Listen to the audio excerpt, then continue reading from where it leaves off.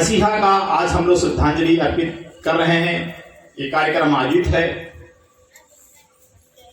वो व्यक्तित्व एक ऐसा व्यक्तित्व था जिसे पूरा भारत नहीं पूरी दुनिया ने स्वीकारा है।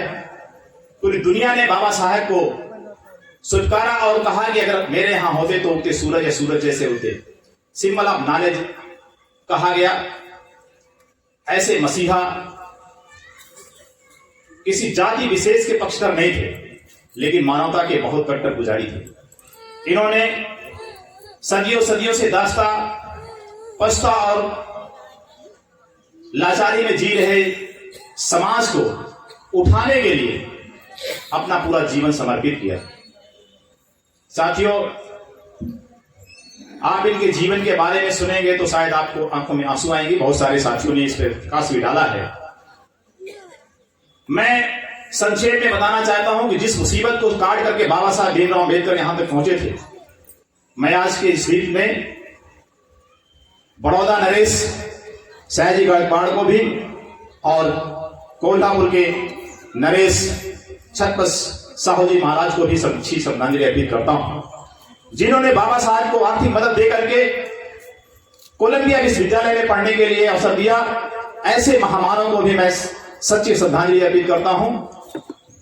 साथियों, बाबा साहब पूरी शिक्षा करने के बाद, तमाम नौकरियों करने के बाद उन्होंने नौकरी इसलिए छोड़ दी क्योंकि उनको जात उनको नहीं छोड़ती थी। आप तमाम साथी इसमें अवगत हैं कि बाबा साहब के साथ जातीयता की दंश जिस ढंग से चल रही थी, शायद किसी व्यक्तित्व के साथ होता तो पढ़ नहीं पाता।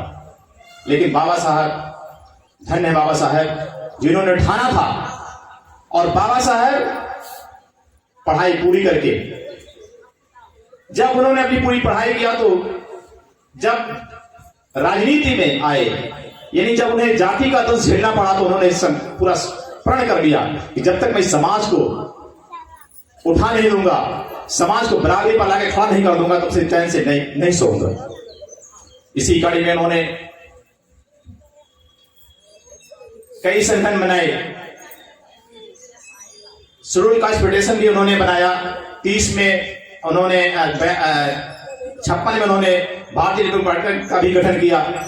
और साथियों, ये सब करने के बाद उनके अंदर एकदम बिल्कुल ये जज्बा सवार हो गया था। पूरे भारत में दलितों की आवाज बन चुके थे बाबा साहब। बाबा साहब वो समय ऐसा था, आप सभी इसमें तमाम मेटकों के माध्यम से, किताबों के माध्यम से पढ़े होंगे। ये जो अछूत जातियां थी, इनके साथ जितनी जातियां होती थी, आपने सुना भी होगा कि गले में मटका, कमर में झाड़ू, गले में घंटी बांधा जाता था ताकि उनकी पदों के निशान मिटते जाएं। थूके तो उसी हाड़ी में घंटी इसलिए बांधी जाती थी ताकि अगर पता चल जाए कोई इधर से जा रहा हो तो लोग उसके से बच सकें। ऐसी हालात में बाबा साहब ने हमें निकाल करके वो मटका और वो झाड़ू, जो आलीशान कपड़ा आप पहन के बैठे हैं, वो बाबा साहब की बदौलत है। बाबा साहब ने संघर्ष किया। बाबा साहब ने ये संदेश देने का काम किया कि बगैर संघर्ष के कुछ हासिल नहीं होना है। मैं आपको एक तरह से ये बताना चाहता हूं कि जो बाबा साहब संविधान सभा में न जाएं, मन वाली ताकतों ने रोकने का काम किया था। लेकिन बाबा साहब, आज मैं तमाम जो मुस्लिम समाज के बंधु हैं, मैं उन्हें धन्यवाद देता हूं, उनके जिनके सहयोग से संविधान सभा में भी गए और संविधान सभा में ही सिर्फ नहीं गए, संविधान सभा की मेन कुर्सी पर भी बैठने का अवसर मिला। बाबा साहब 3 गोल में सम्मेलनों में जाकर के जिस स्तर से उन्होंने अपनी बात को रखने का काम किया, और सिर्फ बात नहीं रखा, अंग्रेजों को मजबूर किया। अंग्रेज उनकी बात को मानने के लिए मजबूर हुए। और कैमिलो अवार्ड, आपने नाम सुना होगा सामुदायिक पुरस्कार का, जिसमें हमारे समाज को 2 वोट देने का अधिकार मिला। लेकिन इस समाज का, मैं इसलिए कहता हूं, वो राष्ट्रपिता नहीं है। मैं आज इसकी निंदा करता हूं कि बाबा साहब के उस लाए गए कैमिलो अवार्ड का विरोध गांधी ने अमर अहिंसा से शुरू कर दिया। इसमें इतिहास का कोई छात्र होगा तो मुझे बताएंगे। गांधी ने कभी भी देश आजाद कराने के लिए अमर अनशन नहीं किया, लेकिन शूद्रों को मिले हुए उस अधिकार को वापस भेजने के लिए अमर अनशन शुरू कर दिया। काश यही चीज गांधी अछूतों की समस्या को निवारण करने के लिए अमर अनशन किए होते तो शायद कुछ तस्वीर और होती, लेकिन नहीं। बाबा साहब पूना पैक्ट के माध्यम से गांधी की जान बचाई, लेकिन वो पूना पैक्ट उनकी मजबूरी थी। साथियों, संविधान सभा के माध्यम से बाबा साहब को अवसर मिला संविधान लिखने का। संविधान में उन्होंने पूरी ताकत लगा करके, चूंकि उनको अवसर मिला था, इसलिए उन्होंने उस संविधान में जिस स्तर से हमारे समाज का भला हो सकता था वो सब कुछ लिखने का काम किया। और संविधान की बदौलत आज इंजीनियर हैं, डॉक्टर हैं, मास्टर हैं, वकील हैं, एसपी और डीएम हैं। हमारे बीच में माननीय सांसद जी, विधायक जी बैठे हुए हैं। ये भी उसी आरक्षण, उसी संविधान की बदौलत है। अगर संविधान नहीं होता तो आज शायद हम लोग एक लग्जरी गाड़ियों में घूम नहीं रहे होते। मैं बहुत सारे लोगों ने अपनी बहुत सारी बात रखी है। समय से अब हमें करना क्या है, आप हमसे बात करते हैं। भाई बाबा साहब ने इतना सब कुछ किया है तो, और हमें यहां तक लाए हैं, तो हमारी जिम्मेदारी क्या है, आप इस पर आइए। बाबा साहब ने बताया शिक्षित बनो, संगठित रहो, संघर्ष करो। कैसा 100% हो पा रहा है? मुझे नहीं लगता कि ऐसा हो पा रहा है। शिक्षित होने के लिए किसी भी स्तर तक जाइए, बाबा साहब का जीवन संघर्ष पढ़िए, आपको लगेगा कि वो बहुत दुर्विकार था। आज तो आपके लिए दरवाजा खुला है, आज आप आराम से क्लास में जा सकते हैं। पानी पीने के लोग कोई नहीं रोक सकता, बाबा साहब का संविधान आपके साथ खड़ा रहेगा। और उस हालात में अगर आप शिक्षित नहीं हो पा रहे हैं तो हमारा आपका दुर्भाग्य है। बाबा साहब ने कहा कि जिस मिशन को हम यहां तक लाए हैं उसे आगे बढ़ाना, और आगे नहीं बढ़ा सकते तो यहीं रोके रखना। क्या हम बाबा साहब के बताए रास्ते पर चल पा रहे हैं? नहीं चल पा रहे हैं। तो मेरा कहना है, बाबा साहब ने 30 साल 40 साल के अनुभव के बाद आपको धम्म दिया, बहुत धम्म दिया। इसमें हमारी माताएं बहनें बैठी हैं। क्या आप बाबा साहब का दिया हुआ धम्म आप पालन करते? सारे लोग इसमें कड़ाई चढ़ाने वाले लोग हैं, शायद 4-6 लोग ऐसे होंगे जो नहीं करते। वो बाबा साहब का धम्म जो है वो आपको पंचशील कृष्ण के माध्यम से आपको शिक्षित और जागरूक करने का काम करता है। आपको अगर आप पंचशील का अनुसरण 50% अपनी जिंदगी में उतार लीजिए। मैंने सिर्फ थोड़ा सा उतारा है, मैं आपके सामने खड़ा हूं, मेरे पिताजी भी थोड़ा बहुत मानते थे।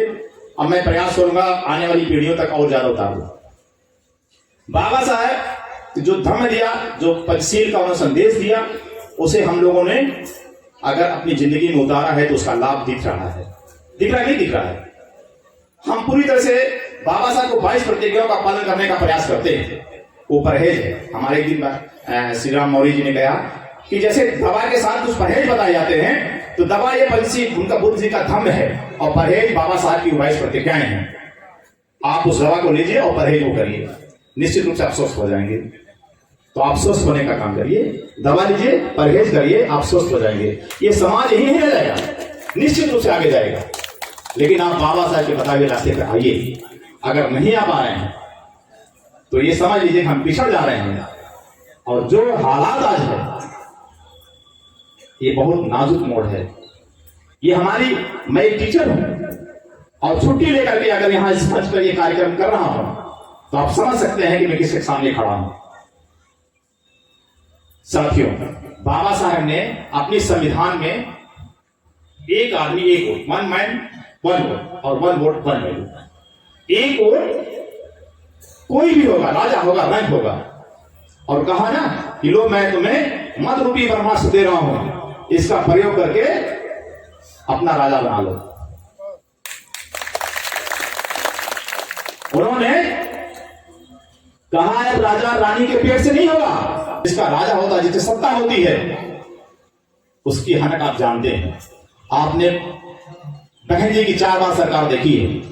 अगर कोई जान जाता ना कि दलित है, एसडीएम, डीएम, एसपी कोई जान जाए कि दलित है, तो जो सम्मान मिलता रहा होगा हमारे बहुत सारे साथी जानते हैं, वो सत्ता की हनक थी। आज हम नहीं दलित हैं, आज भी, लेकिन आप जाके किसी दरोगा से बात करके देखिएगा, आपको अपनी औकात बता देगा। तो सत्ता की बदौलत है, वो सत्ता राजनीतिक मास्टर चाबी है, हमारी आपकी नैतिक जिम्मेदारी बनती है। जो व्यक्ति कहता है, जो कर्मचारी कहता है कि हमें राजनीति नहीं करना चाहिए, मैं उस बात को एक सिरे से खारिज करता हूं। हमें राजनीति 100% करना चाहिए, लेकिन उसका फैसला अलग होना चाहिए। अगर राजनीति नहीं करेंगे तो मैं दावे के साथ कहता हूं कि जिस दिन हमारा बुद्धिजीवी समाज राजनीति करना बंद कर देगा, उस दिन ऐसे भ्रष्टाचारी सत्ता पे बैठ जाएंगे। और बाबा साहब ने आगे बढ़ा तो ये कहा था कि जिस समाज का पढ़ा लिखा व्यक्ति अपने समाज के प्रति गद्दार और कुछ और शब्द का हो जाएगा, उस समाज को बर्बाद होने के लिए दुश्मन की जरूरत नहीं पड़ेगी। तो मेरे साथियों, मेरी बात को अगर कहीं से आपको अटपटा लगेगी तो मैं क्षमा भी चाहता हूं, लेकिन मेरे दिल का दर्द है, मैं कहूंगा जरूर। मैं कहना चाहता हूं कि अभी भी कुछ वक्त है, आप जागिए, पैसा बहुत कमाना है, कुछ अपने लोगों के लिए भी कर लीजिए। ऐसा नहीं है कि मतलब हमारे पास समस्या नहीं है, हमारे पास काम नहीं है। हम ये दिन भर 2 दिन से इस कार्यक्रम में लगे हैं। जिस समय ये कार्यक्रम होने के पहले एक हमारे मित्र जिसकी टेंट लगना था, छोटेलाल निषाद जी की धर्मपत्नी रात में ही एक्सपायर कर गए। ये पूरा मामला पूरा गड़बड़ हो गया। रात में तमाम लोगों को फोन करके हमने किसी से मैनेज कराया। हम भी सोच सकते थे, लेकिन जैसे बाबा साहब रात के 2 बजे जग रहे थे, तो पत्रकार ने जब पूछा कि आप क्यों जग रहे हैं, तो उन्होंने कहा कि मेरा समाज सो रहा है इसलिए मैं जग रहा हूं। तो ऐसे मुझे लगता है कि कुछ मुझे थोड़ी सी उनकी कुछ भूल मुझे लग गई है। आप सो ना जाएं, इसलिए मैं बार बार आपको जगाने का प्रयास करता हूं। इस कार्यक्रम में बहुत बार हमने आप लोगों को बुलाया है और कोई मकसद और नहीं है। मुझे राजनीति नहीं करना है, मैं तो एक कर्मचारी हूं और गवर्नमेंट एम्प्लॉई हूं, मुझे राजनीति नहीं करना है। लेकिन बाबा साहब और माननीय कांसी राम साहब का दिया हुआ वो आदेश और निर्देश कि बैक टू सोसाइटी, जो आपने समाज से लिया है उसे वापस करिए, और अगर आप वापस नहीं करते हैं आप समाज के लिए गद्दार हैं, आपको वापस करना होगा। उन्होंने कहा कि 40वां भाग अपने समाज पर भुगतान करिएगा। क्यों साथियों, ऐसा हो पा रहा है? अरे आने वाली पीढ़ी के लिए करिए। हमारी आने वाली पीढ़ियां अगर हमसे और आगे को चली गई तो हम धन्य हो जाएंगे। बाबा साहब चाहते तो अपने में भी खुश रहते, बहुत बड़े बड़े पद हासिल कर लेते। माननीय कांसी राम चाहते, मैं अटल जी ने जब कहा कि हम आपको राष्ट्रपति बना दें, देश का पहला व्यक्ति, एक मतलब वन मैन फर्स्ट व्यक्तित्व होता है, तो कांसी राम साहब ने क्या कहा था कि नहीं, अगर बहुत ज्यादा मुझसे मोहब्बत है, एक समाज से है, तो मुझे प्रधानमंत्री बना दो सिर्फ 6 महीने के लिए। क्यों? वो राष्ट्रपति बन सकते थे, जैसे गोविंद जी बन गए, मुर्मू जी बन गए, वैसे वो भी बन जाते, लेकिन यहां इनकी तस्वीर नहीं लगती। ये तस्वीर आपको दिखाई दे रही ना, वो बलिदान का नतीजा है। तो साथियों, मैं ज्यादा कुछ नहीं कहूंगा, आपको एक संदेश देना चाहता हूं, समय भी ज्यादा हो रहा है, कि आप जो है, आपसे हम समय मांगते हैं, आप कुछ समय दीजिए, हम आपको ऊर्जा देंगे। आप जब हम बुलाते हैं तो आप आने का